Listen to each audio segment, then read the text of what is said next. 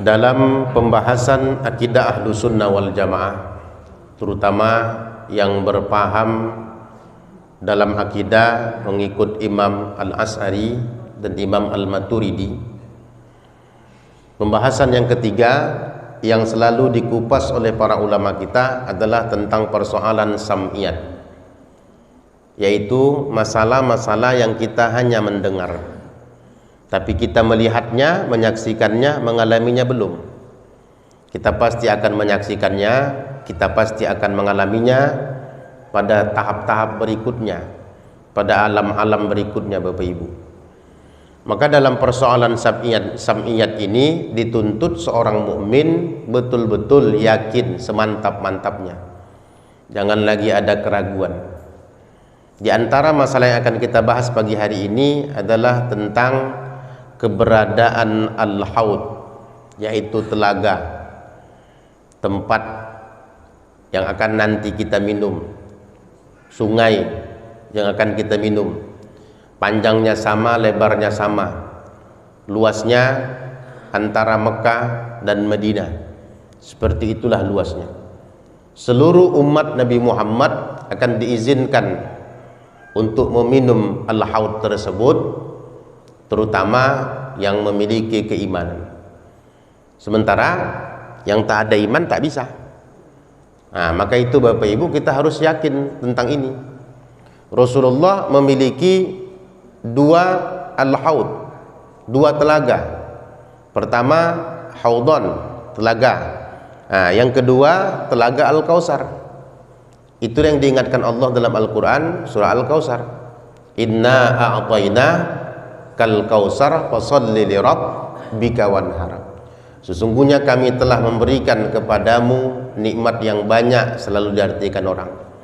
Tapi ada juga ulama lain menafsirkannya, inna a'tayna kal kautsar, sesungguhnya kami telah memberikan kepadamu ya Muhammad al-Kautsar, telaga al-Kautsar. Makanya Syekh Muhammad Amin Al-Qurdi dalam kitab beliau Tanwirul Qulub menyebutkan persoalan ini sampai dua kali. Pertama, dia bahas khusus tentang al-haud, keberadaan telaganya Nabi Muhammad. Yang kedua, dia bahas lagi tentang al-Kautsar. Jadi bagaimana cara kita memahami ini? Ternyata Bapak Ibu, al-haud ini nanti akan kita minum sebelum orang diberdirikan di al-mauquf. Kapan itu? Saat kita bangkit dari kubur, kondisi kita haus. Haus yang luar biasa. Haus mencekik leher. Saat itu kita akan menuju al-haud itu. Kita akan meminum airnya. Siapa yang bisa meminum air tersebut, diizinkan minum air tersebut dengan amal ibadah yang dilakukan semasa hidup di dunia, maka dia tidak akan merasa haus selama-lamanya, walaupun yang dia minum itu satu teguk. Sementara al-Kautsar, sesudah seseorang disidang, sudah dihisab, sudah dimizan, sudah sirat, meniti sirat, tinggallah mau menuju sorga.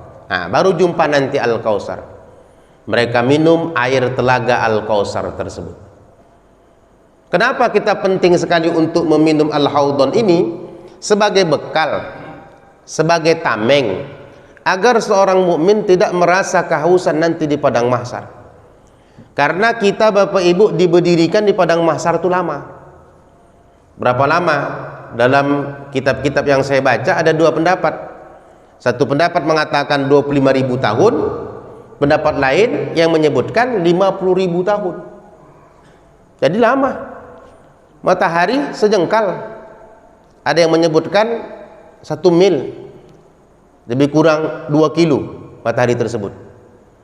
Jaraknya di kepala kita. Panasnya 70 kali lipat dari panas yang sekarang. Kayak mana itu? Yang sekarang saja Bapak Ibu baru 1 kali lipat, di kepala kita itu ribuan atau triliunan kilo itu di atas itu. Itu saja terasa panas. Ini bagaimana nanti ini sejengkal 1 mil? Pasti kita nggak akan tahan. Tapi ketika seorang mukmin sudah meminum al-haudhan ini, dia nggak akan merasa haus. haus tidak, lapar tidak, itulah kehebatannya. Lama pun berdiri di situ, dia slow saja. Kalau panasnya bagaimana Ustaz? Kalau panasnya itu nanti ada orang-orang tertentu yang tak merasa panas.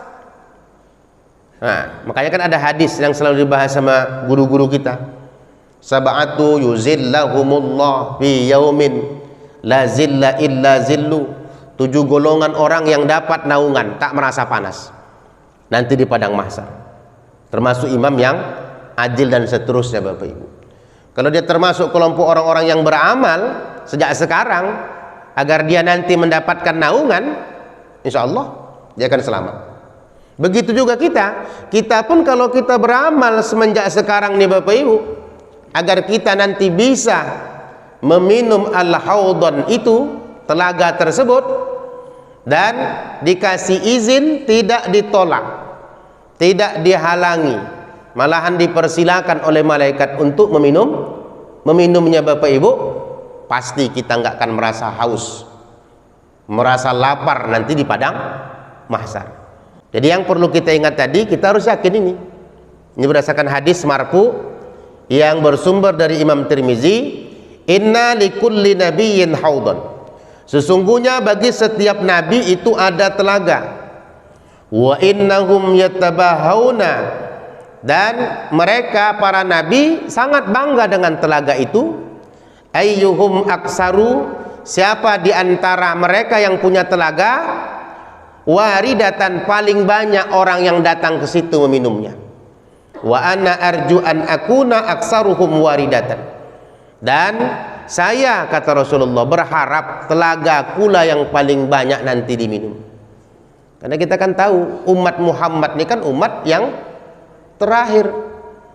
Nah, kalau sudah namanya umat yang terakhir Bapak Ibu, penutup, nah, berarti banyak berharap Nabi. Bila perlu semua umatnya ini bisa meminum al-haudon itu, agar tak merasa gelisah, merasa ketakutan, merasa haus, merasa lapar nanti di padang mahsyar Bapak Ibu. Nah, makanya sejak sekarang lah kita upayakan apa yang harus dibuat.